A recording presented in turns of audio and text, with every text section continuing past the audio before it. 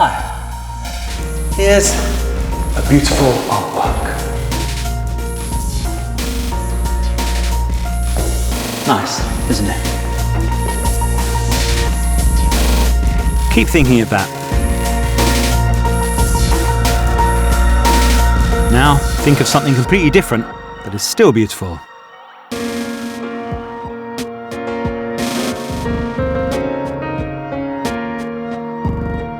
Why is beauty still happening? Nothing else is. Beauty, this vague word, describes a very real effect, the rush of pleasure we get from beauty. I'd like to look at this vagueness and see what really goes into it, so it's not so vague anymore. I think there are laws by which beauty, this indefinable word, can be defined. It's true, I made them up, but I believe in them, and in this programme I'm going to explain what they are. There's one operating right now, and I'll be telling you what it is in a few minutes.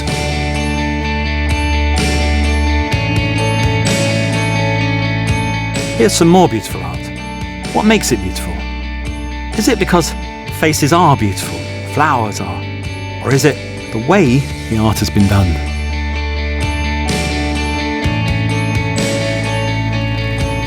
I'm driving now across another beauty experience, a beautiful bridge. Its totally modern forms flash by. And whenever I see them, I ask myself, does beauty in art change over time? Is beauty always in the eye of the beholder? These are normal questions that anyone might ask. I think there ought to be clear answers to them. What's the main question again? It's spelled out in capital letters in the title of this programme.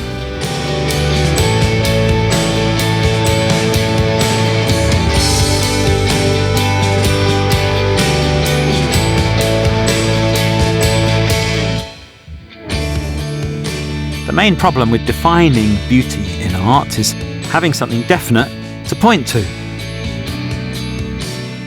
So I've picked out 10 different artworks from all over the world and different points in history. And over the next hour, I'm going to look at them with you. I'm going to salute the particular kind of beauty that each different one has, celebrate it and enjoy it. And I'm going to try and say what it is that for me in each case is making that particular beauty happen. This is the first one. It's a bridge, the Millau Viaduct in southern France, designed by the British architect Norman Foster. I've been over it many times. You could say it's just a useful tool for getting from A to B. It's a motorway, basically. I say it's an inspiring object. It's beautiful. It has the kind of beauty that I think goes into art. To me, this stands for awe at nature. Not just nature, but real, powerful, staggering awe. So I'm proposing that nature, and the way art always returns to nature, is one big principle behind beauty in art.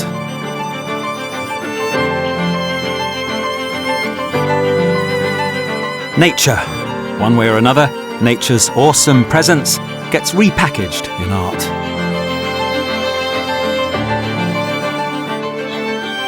The way it's happening here is a very modern experience of nature. This is not a Victorian suspension bridge, where you feel the heaviness and the mass. It's delicate. It can almost disappear in the glinting light of the valley. Those white pyramid shapes are like cartoon mountain shapes. A computer-generated engineering feat where 240,000 tons of concrete and steel can seem lightweight, and driving across it can feel like you're flying.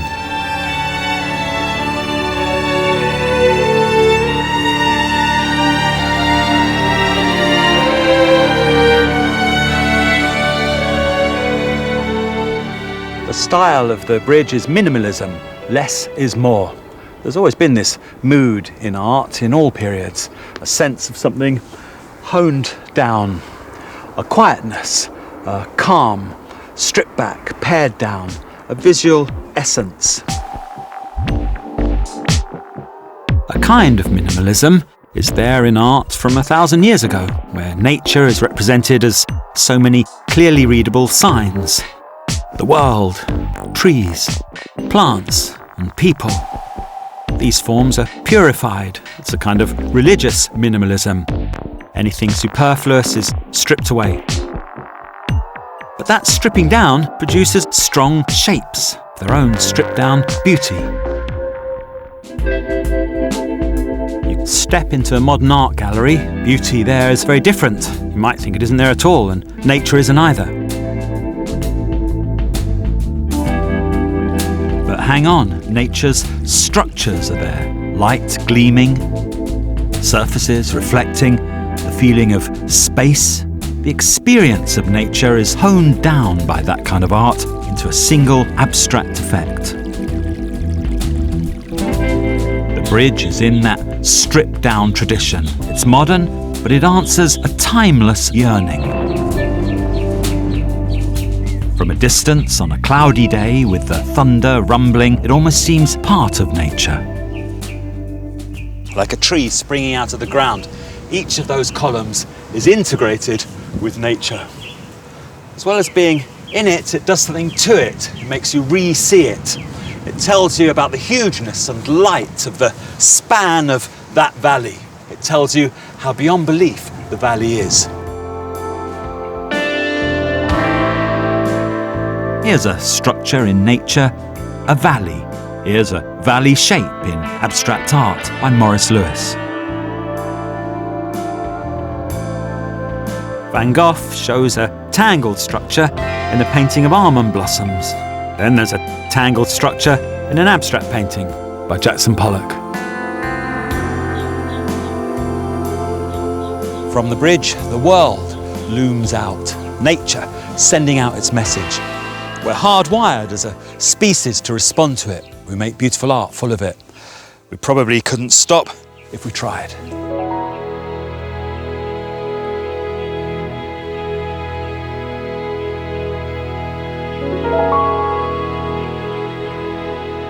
The next principle of beauty in art requires a change of gear, from art about nature to art about people. In about 1455, in a town called Monterchi, near Florence in Italy, an artist paints a pregnant Madonna. The artist's mother was born here, so it has a personal meaning for him, the mother of the artist and Mary, the mother of Christ.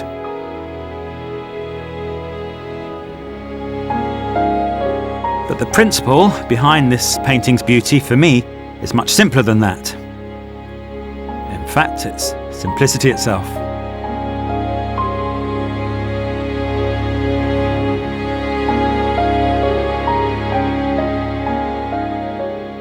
Simplicity, the soul getting refreshed from everything suddenly getting a bit uncluttered and calmed down.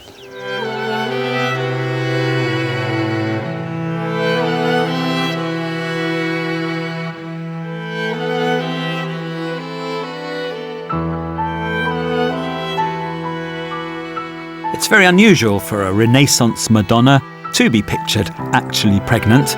It was considered a bit too physical for such a celestial being. And what is particularly touching here is how believable pregnancy is.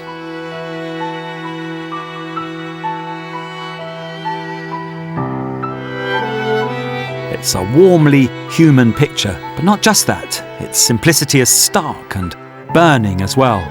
The most important event in the world is on the way.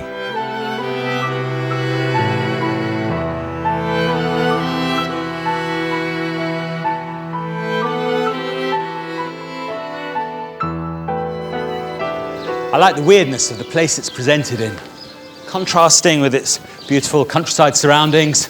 Here, it's all drabness, as if nothing's happening. A plain municipal building. You wouldn't expect to find beautiful art here. You might expect to find a meeting of local councillors. Instead, there's a beautiful Renaissance altarpiece by Piero della Francesca, done originally for a chapel in the town. All Piero's paintings were done in this same region, the border of Tuscany and Umbria, where the landscape is still recognisable from the backgrounds of many of them.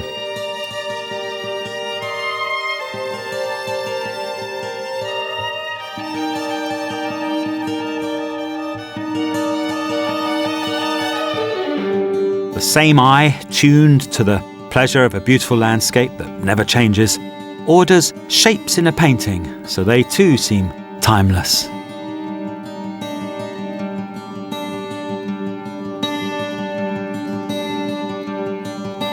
A tent seen head on, its opening exactly in the middle of the picture. A simple, symmetrical opposition.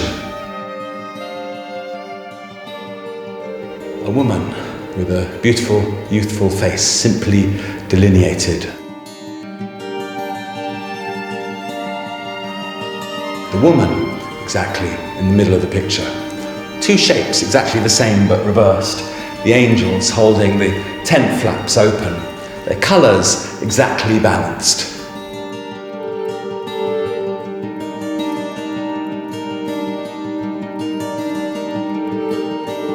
All their halos make accents in the top part of the picture, matching their feet in the bottom part. Those same colours but reversed.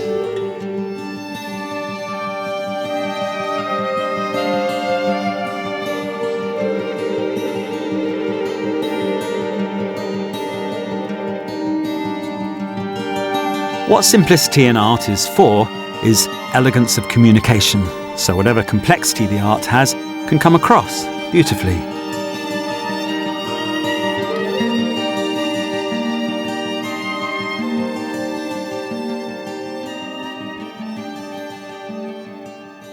All these tweaks of difference are a foil to the overall simplicity, to draw your attention to it, making you see simplicity even more.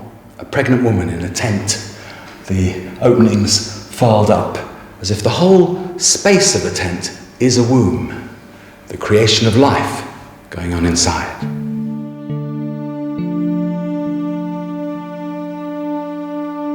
All art strives to simplify, and geometric arrangement is a way of doing that. Piero is very symmetrical.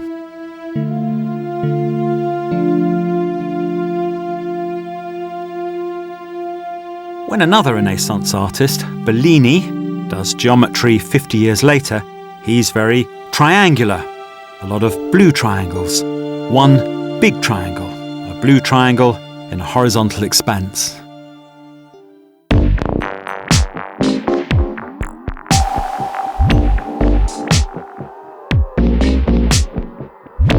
In our era, modern art attacks blue triangle in a black rectangle by Malevich in 1915.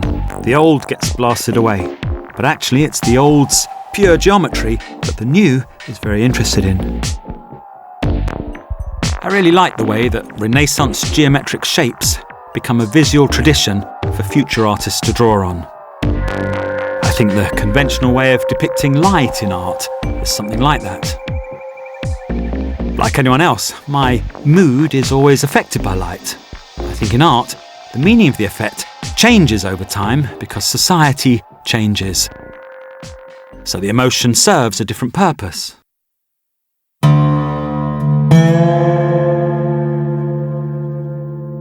An Inner Glow by Rothko in the 1950s might be fear of the bomb or the unconscious.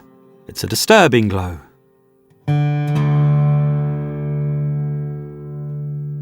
A Glow in a Seascape by Claude Lorraine is the glow of an imagined golden age of the past, the glow of nostalgia.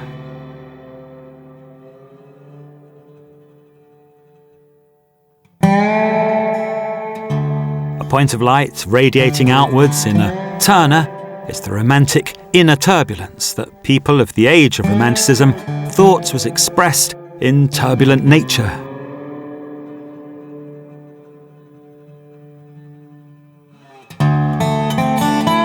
Radiating light in a Tintoretto from the age of the Renaissance is the light of Christian redemption, the spirit of Jesus. I am the light. The way the light is painted is beautiful in the same way in all the pictures, but the meaning changes.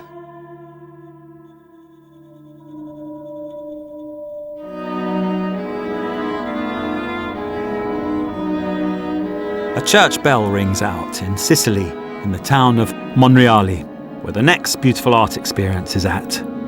When we get in there, don't think, and I won't talk. Just enjoy a satisfying, luxurious visual effect.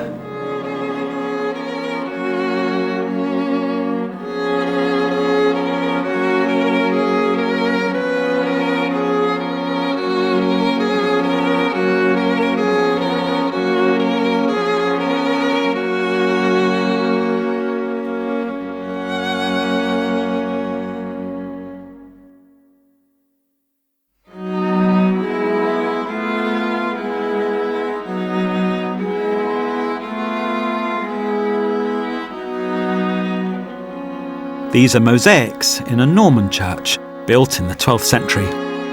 Work began in 1174. The mosaics took about 10 years to complete.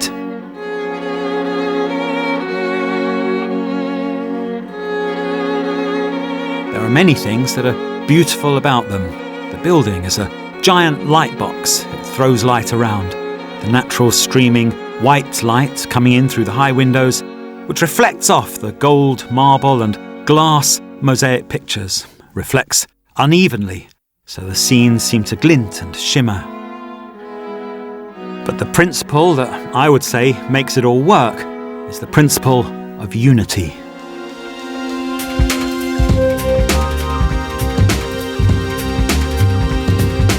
Unity, many different things, organised so that no matter how complicated each one is, they all seem to fit together and be part of one thing.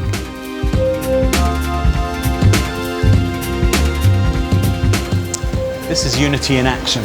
6,000 square metres of flowing visual energy, flowing towards the super being pictured right at the top of the apse of the church, that whole golden wall at the end of the nave.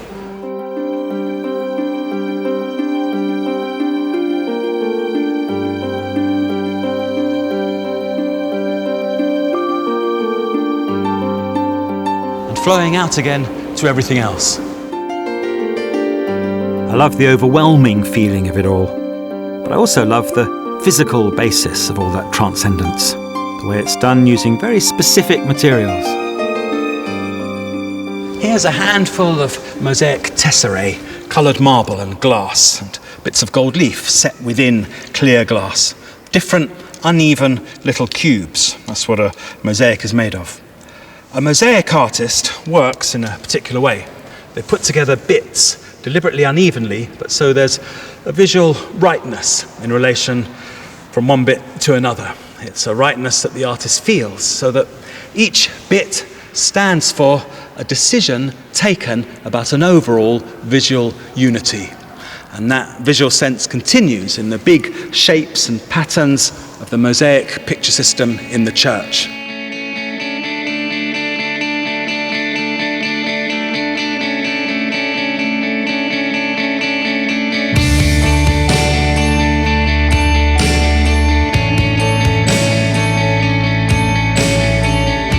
The same kind of rhythm runs through everything, the pictures and the place the pictures are in.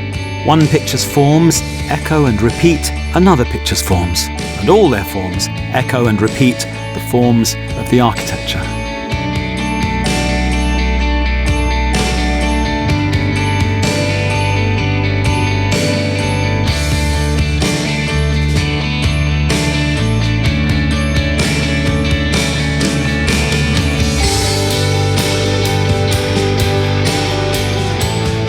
This art was for a society that had certain ruling ideas. They were society's conception of itself, ideas about how reality is ordered. The unity principle of the art connects to that idea of reality. Everyone has their place, and the way people are positioned in society is reflected by beautiful art, a hierarchy of the greater and the lesser. The greatest is so great, one of his fingers is 1 metre long. Symbolic Christ tells us about unity. The human and the divine are unified in his person. The hand gesture, the last 2 fingers making a circle with the thumb, and the first 2 fingers separated from the others, is a symbol for that. The human the divine, are unified, the circle. Bless you all. Now for a crazy rumbling sound.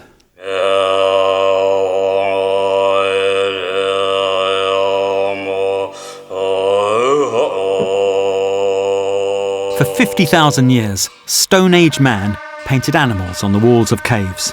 The style never changed much, and that incredibly long-lasting style is what I'm celebrating now. For me, the magic of the beauty of cave art is in the transformation of dirty little piles of coloured pigment into a magic illusion of the artist's living reality.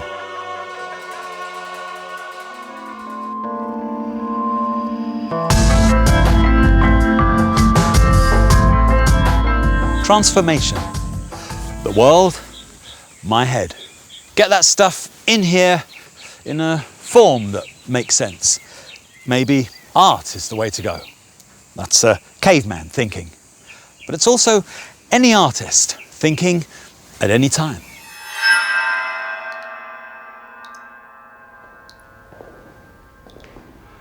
The way transformation works in cave art is that something real out there in the world has transformed into something symbolic here in the cave. Cave art isn't about beautifying the habitat. The cave artists didn't live in the caves. They lived in huts made of mud and bone. They only painted here, far from any natural light. No one could live here. You had to get in there and get out again.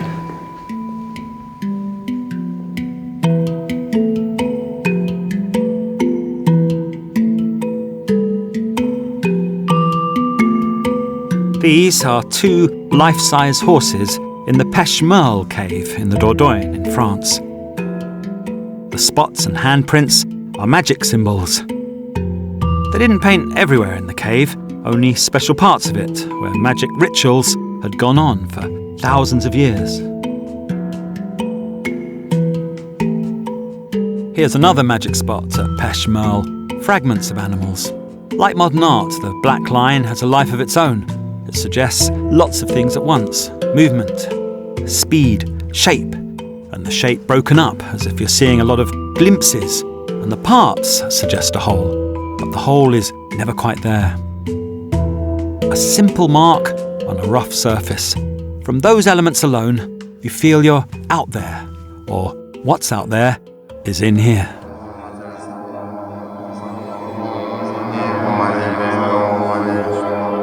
The magic of cave art has a very definite purpose. The aim is to hunt and kill animals. They're in the cave, thoughtful, in the dark within themselves, soulful. Outside it's a hostile environment. They're always fighting the animals. In the dark, they use artistic skills to make the cave soulful. The animals are much bigger than them. They see a natural rock formation that looks like the profile of a horse. They paint a little horse's head in there. Now they're calling the shots.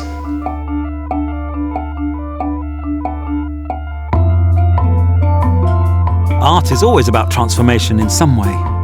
The Dutch artist, Albert Cuyp, paints animals in the 17th century. This is much more like our idea of art than a cave artist's idea. But both types of artists are not just capturing a scene. They're doing it in such a way that the scene is transformed into the symbolic universe of the artist.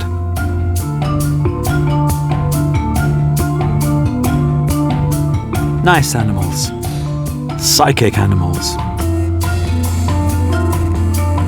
But they're both psychic, really, in that in each case, the beauty stands for all sorts of ideas. Cuyp paints cows in a field. They're really there to frame a landscape full of poetic evening light. We feel filled up with peaceful calm. We're responding to the painted image in our own way. A Stone Age artist paints magic bulls hurtling through space. His audience responds to the painted image in their own way. They cast spells on it and worship it and throw spears at it.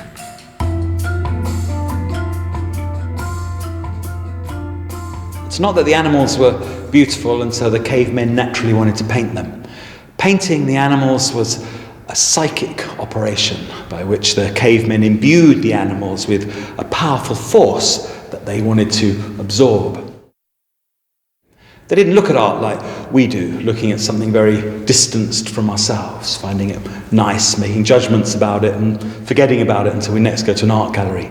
When they painted, they were performing something, manifesting through pictures a force they found powerful so that they could absorb it, so that they could control it. And the magic element required for this big transformation was beauty. They do the performance, they look at it. What they see, we find beautiful. What they get from it is recognition that the transformation has happened. After the magic ritual, they crawled out of the cave darkness, blinking in the light.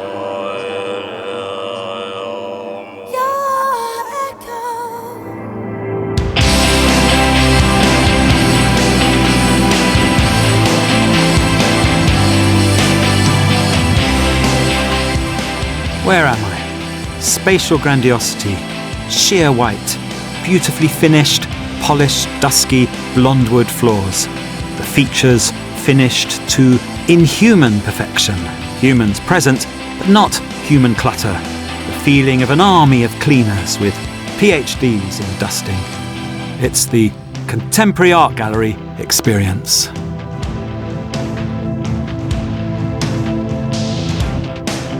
New contemporary art galleries are going up all the time, all over the world. This is the latest one, the Brandhorst Museum in Munich, built in 2009. Its streamlined spaces demonstrate, as all such spaces do, the priority of the particular stuff that the contemporary art gallery experience relies on, which is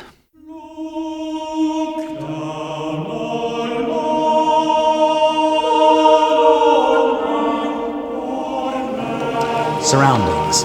Not the art, but the stuff that surrounds it is where the beauty is.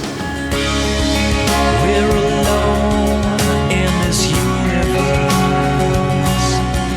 just the two of us. I always think it's funny that contemporary art is shown against a backdrop of pure white, like the humble cell of a monk, as if it really does have something religious to offer. But at the same time, it's such a vast cell, such a huge, amplified, expensive whiteness. It's as if the cell has something to, well, sell. How do you get your head round what's really going on now after all those centuries of greatness in art? Many people don't expect contemporary art to be about beauty, but we're still human, and a hunger for beauty is part of what makes us human, like our tendency to be religious. The contemporary art cult is full of the voodoo mysticism of religion, but it lets the cult members off religion's other traditional task of providing rich, encompassing wisdom.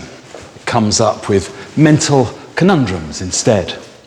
Just as religion lingers on in art when it's no longer at the centre of social life, so beauty lingers on in contemporary art when contemporary art is perfectly fine about being ugly, or nondescript, or just visually arbitrary.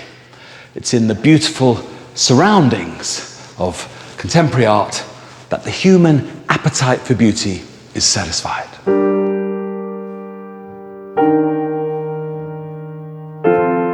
The wow effect. Wow, you think, all this space just for me. This has become the familiar atmosphere of art.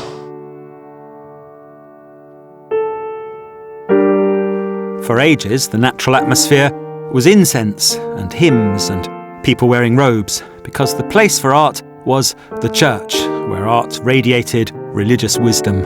The art was beautiful, and its beauty was visually integrated with the architecture of the building. Now there's a sacred atmosphere, but everything else is different.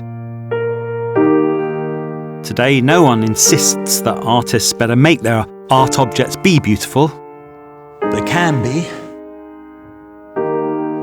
a bit, or they needn't be, and they might connect to the building, or they don't have to.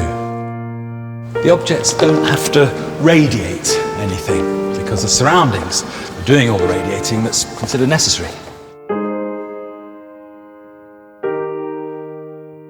With the magic rituals of the cavemen, art specials up the space. With contemporary art, the space specials up the art.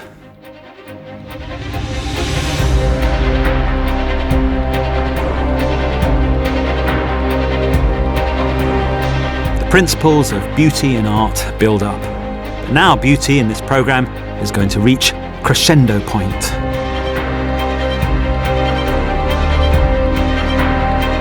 As once again I return to the distant past.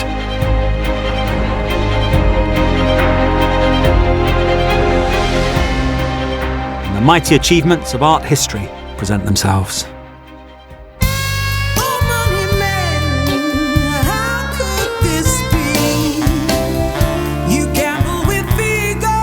Michelangelo's Sistine Chapel ceiling, a beauty experience I couldn't possibly leave out. How can man get back to paradise? That's pretty much the story.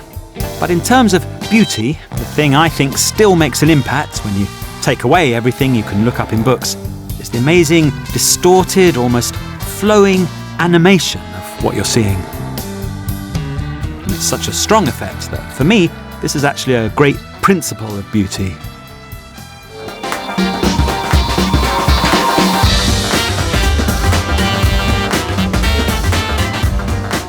Animation. Think of a scene, anything. It's a bit flat. Then there's a blast of animating power, and it's as if life has been breathed into the situation. With modern art, it's the energy that explodes geometric shapes, so they're obviously not real, but they seem incredibly lively. With Michelangelo, the liveliness is in the energy that animates tremendous knees, frowns, foreheads, hair like the turbulent sea. Twisting, writhing, muscular movement. They're not real either, any more than modern art abstract brushstrokes are real. They're idealizations of some strange notion of the godliness of the human that Michelangelo had in his head from when he was young. A good perspective from which to get what Michelangelo's explosiveness is about is not 60 feet below the ceiling, where everybody usually has to stand to see it, but 200 miles away. Where, as a teenager, Michelangelo was taught ultimate meaning by humanist scholars, here at the San Marco convent in Florence. From his lessons, he absorbed ideas about all sorts of different types of erotic and spiritual love, the place of God and the place of man, and the amazing civilizations of the lost past and the art they left behind. All that simmered in Michelangelo's brain all through his rise to fame as a great artist, until he got the Sistine Chapel commission, and for the first time he could paint whatever he wanted. Michelangelo had a mind educated to think in an epic way, compressing time, the past, present and future all happening at once, elevating all moods to utter seriousness, ultimate destiny, man spiritually united with God, constant inner struggle. How can I be good? The best. How can I be right? The rightest. Michelangelo gets the gods of the past represented in old sculptures and makes them into the Old Testament with his new painting style, a new way of making people stare with fascination at their own humanity. With someone's wages in your hand.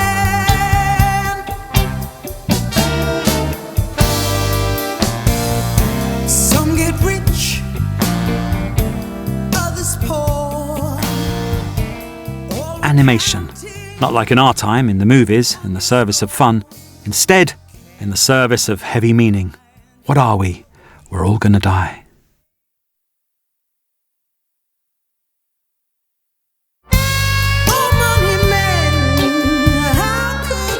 He does something that doesn't fit the frame. He has to somehow put the feeling in. The conventional Christian message of reassurance. He bursts beyond that. He's got his own message. A new kind of physical form, deformed, but not so it's horrible, but not reassuring either. It was jarring for the culture of the Renaissance, and just as hair-raising for us. In fact, you see a man's hair flowing forwards with the force of the rush of some kind of wind as he's thrown violently backwards. Nothing's actually throwing him anywhere. It's some kind of inner spirit of the whole painting, the force of animated energy that, for me, beautiful art always in some way has.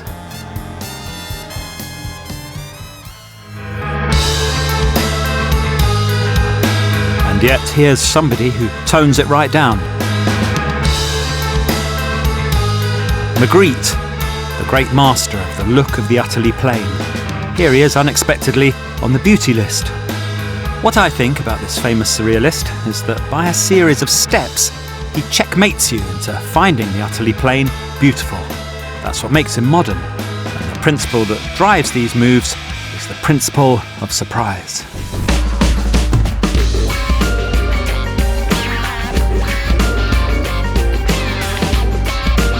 Surprise. Art jolts you out of old ways of seeing, so you don't see the same thing all the time. Magritte skips the natural and plugs straight into a sort of hidden wiring in the mind, the unconscious. So reality is represented by a system of signs, only they're completely unreliable. Once a look in art gets established, it's always capable of being impressive. You can always find Michelangelo beautiful, even though over time, beauty in art changes. Time, shapes, symbols, space, all these are different for us. That's why modern art happened. Beauty in art always has to have an element of surprise. You have to re-see the known so it can be known differently. Art attacks habit. A man dreams. He dreams of ordinary things. A hat, a mirror, a bow, a pigeon, a candle, an apple. They're only signs for things, but then he's only a sign for a man. Blimey, philosophy. Where do you begin and where do you end? I think you begin with beauty and you end with surprise. Surprises in art are bad when they're shallow. When they're good, it's because they tell you something true. When Magritte painted the words, "This is not a pipe," under a painting of one, it was true because it's not a pipe, it's a painting.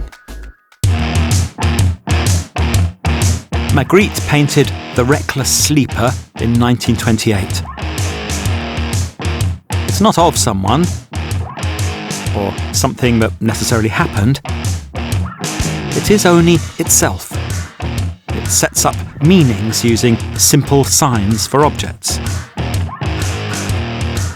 But because Magritte is so baffling about meaning, the thing he keeps setting up but deliberately never follows through, you are returned to the one thing he doesn't seem to be interested in at all, which is beauty.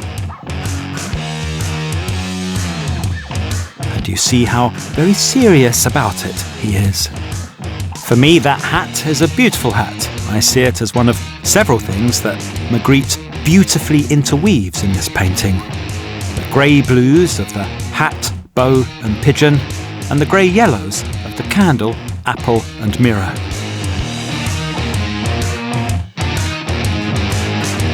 They're part of a whole beautiful pattern of repeats and variations.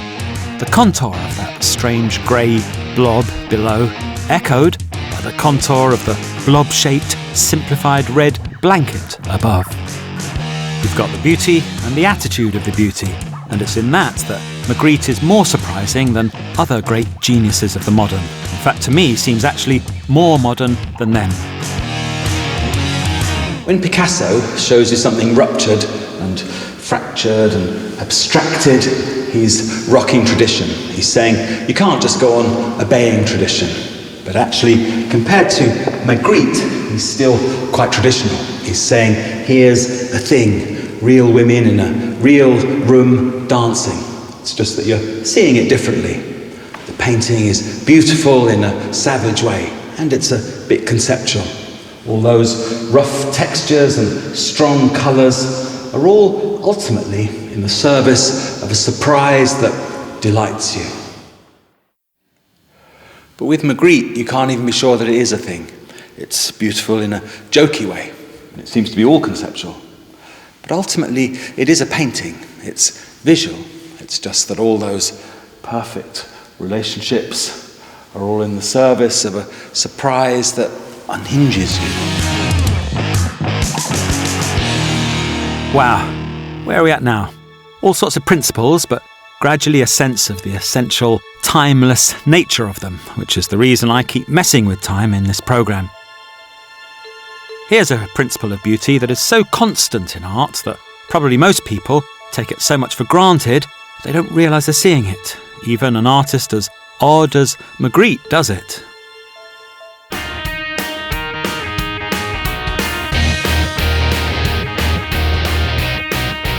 Pattern. A way of organising visual experience so it looks nice.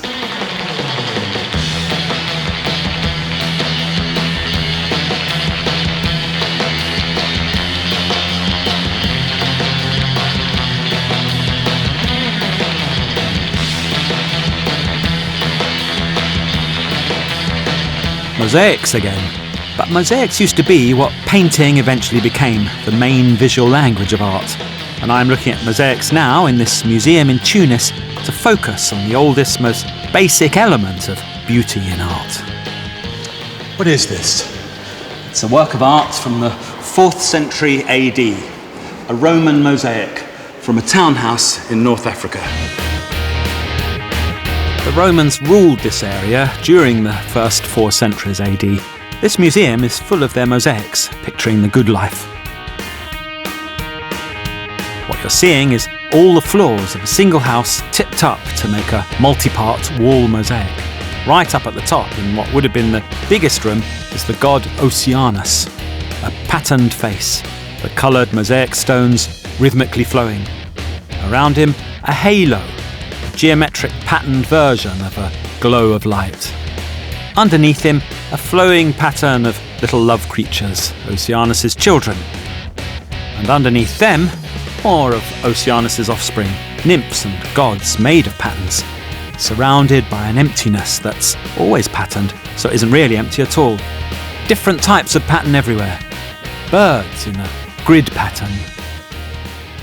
The birds have riders, more offspring of Oceanus, winged, flying love gods, the Erotes. They're riding on birds for extra wing power. Patterns are found in real things, so they make sense visually as a kind of abstract thing. The curve of a fishing line, the curve of a boat, the curve of an abstract border. A mosaic is always patterned simply because of the modular nature of the medium. As soon as you put a few mosaic squares together, a pattern forms. The pattern possibilities are endless. All this is not just a dusty history lesson with Latin words. The mosaics express the world around, the people the mosaics were made for. Nature's appearance, that's what the patterns spring from. Abstract design and the realistic world, they bounce off each other and feed each other ideas.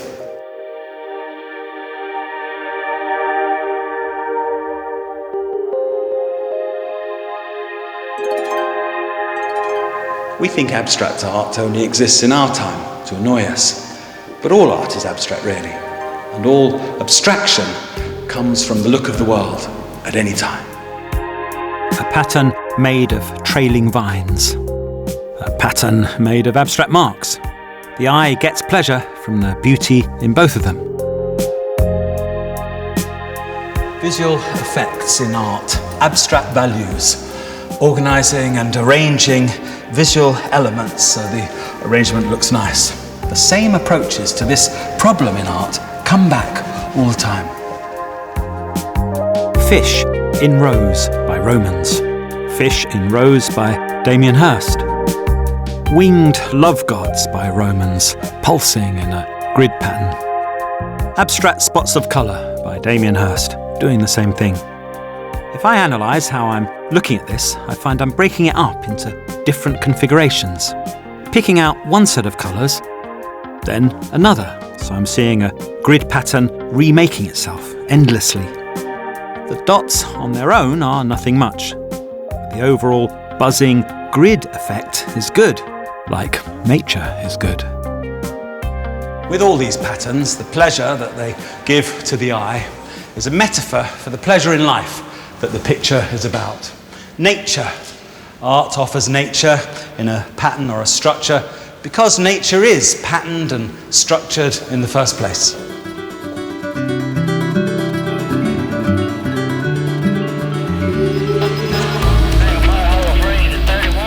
Art from the 1950s. A light bulb blinking. Torn up newspaper. Paint dripping.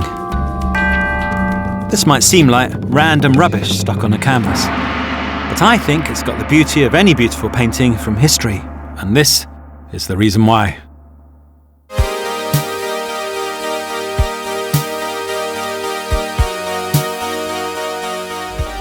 Selection. An artist selects something and not something else.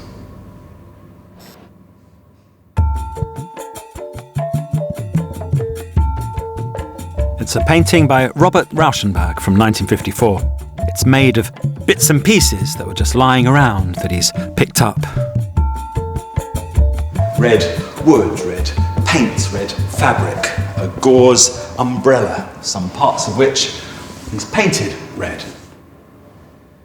And he's going to balance all that with green and white and yellow. Some of it is personal, a letter from his mother that he's stuck on, in which his mother tells him that his sister has just been made into a beauty queen, his own unbeautiful vest. But most of it is random, and the impression of randomness is important to the energy of the thing. Stuff just lying around doesn't have energy.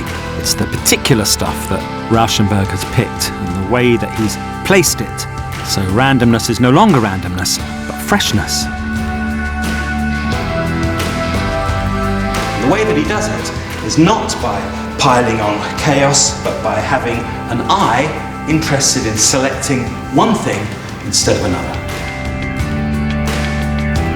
At age 24, a beatnik in New York, Robert Rauschenberg is lost in space, working fast in a frenzy, but also emotionally a little bit zoned out, not really caring about the personal nature of the stuff he's chucking in, and caring more about its texture and colour and how they answer other textures and colours. He selects the junk that will work with the junk that he's already selected. A yellow light bulb, the gloopy, distorted shape of a reflection on a bit of old mirror. They connect visually. A yellow drip, a yellow bulb. They connect. Some junk is smeared, some junk is compartmentalized. Some junk here, some junk there. It's rubbish talking to rubbish, visually. A compartmentalized look is a very ancient visual tradition in art. The Romans did that kind of thing. They stuck gods and other things they liked inside rectangles. With Rauschenberg, it's a letter and his vest.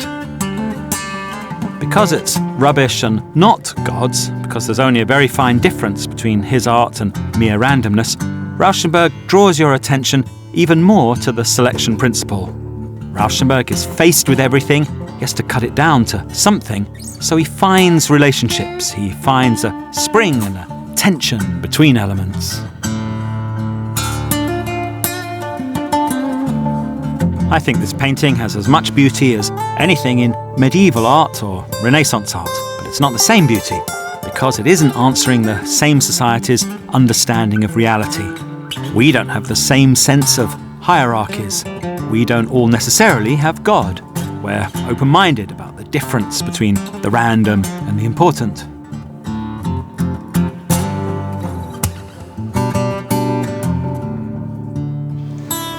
painting is called Charlene.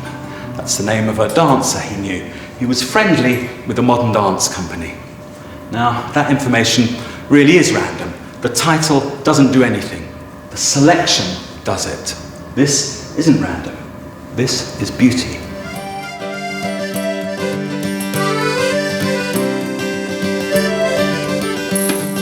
We're near the end of the beauty programme, and we still haven't heard about the commonest and most delightful kind of beauty of all, the ordinary beauty of a beautiful face.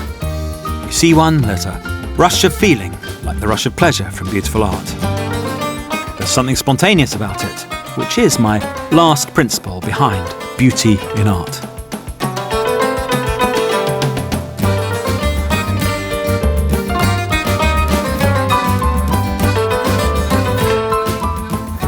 Spontaneity.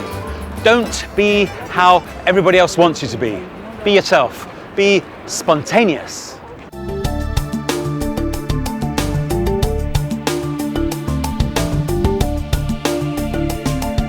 Here are some beautiful faces in real life, in Paris, at a street party. Here's a beautiful face in a painting by Gauguin in a museum. These are real. This one is idealised. These are happy and animated. A party's going on, men are meeting women, and love is in the air. Here, green is in the air, and red and yellow and orange and blue. The path is red and the dog is orange.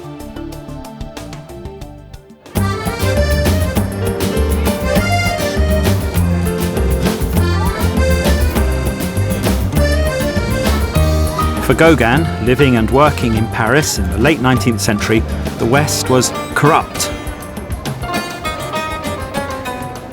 So Gauguin left the bad West and went round the other side of the world to the South Sea Islands, where he spent the last years of his life painting scenes like this, man's eternal striving to return to paradise, the ideal that Michelangelo attempted to depict in Renaissance art. Only here it's the early stages of modern art, and the paradise is a real place you can actually go to.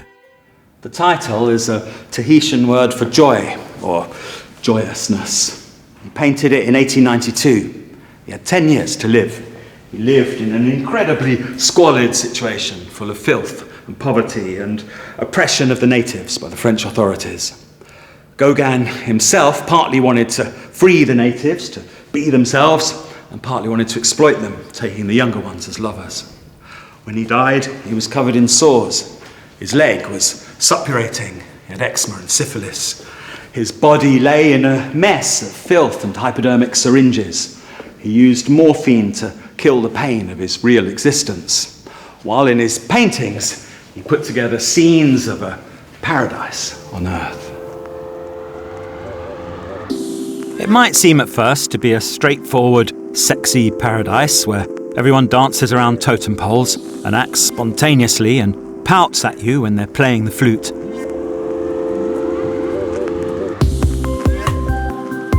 But it is not a pre-camera snapshot of a South Sea Island scene. It's an idealisation. Gauguin made it up, and what went into it was a series of decisions about colour and materials, and each one was a jump into the unknown. He doesn't just fill in shapes, he doesn't get inspired colour combinations from a colour matching chart, he improvises them spontaneously, and those improvisations make up the personality of the painting. Gauguin pushes paint around until the picture seems to be going in a good direction, and when he finally gets there, he's not at all sure what it is. I look at the woman, she's a cartoon really, she's not of that much interest. I look at the painting as a whole and I see that the colour is powerful. Those contrasts and harmonies of colour. At the time they seemed jarring to Gauguin's audience. It didn't seem like art at all. But we've come to see that kind of colour as a way of making art beautiful. And we appreciate Gauguin for that colour. So it's the beauty of the painting as a whole that makes the woman beautiful, not the other way around. To me, that painting isn't really a picture of a land where it's better to live than France, but a concentrated expression of beauty, the real purpose of which is to make anyone feel life is worth living, wherever you are. Gauguin's colour patches are part of the beginning of modern art, so he'll be there in the abstract squares that are about to appear.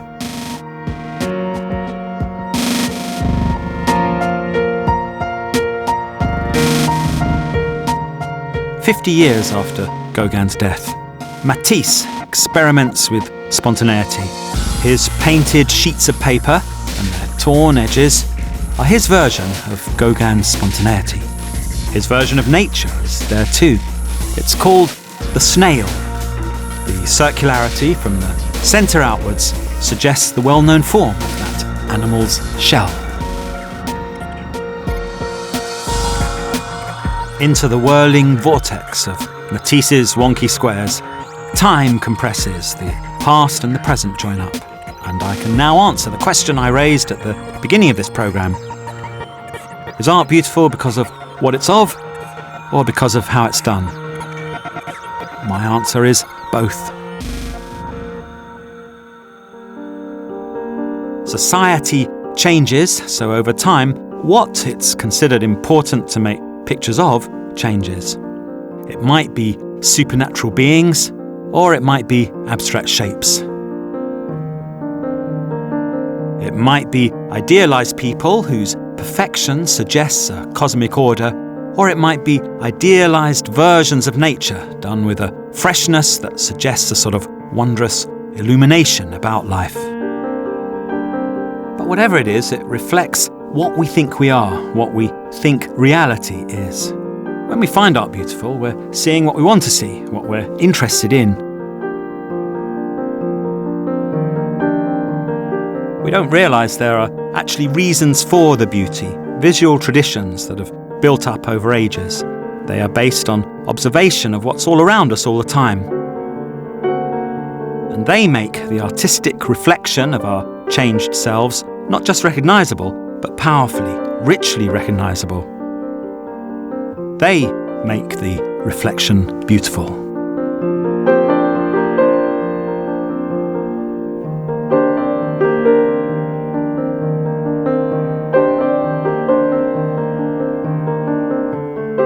Matisse's collage is a natural, organic form, a spiral,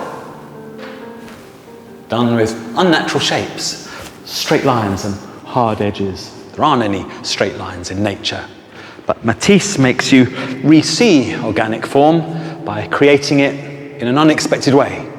Just like all the artists in this programme have been doing riffs on nature and artifice. Well, that's the end of this personal top 10 of beautiful things. You might be thinking that Matisse should have had his own place on it instead of just a brief mention when the list was over. But after all, the list is potentially endless because anyone can make their own. You can start making your own right now and put him on it. Goodbye.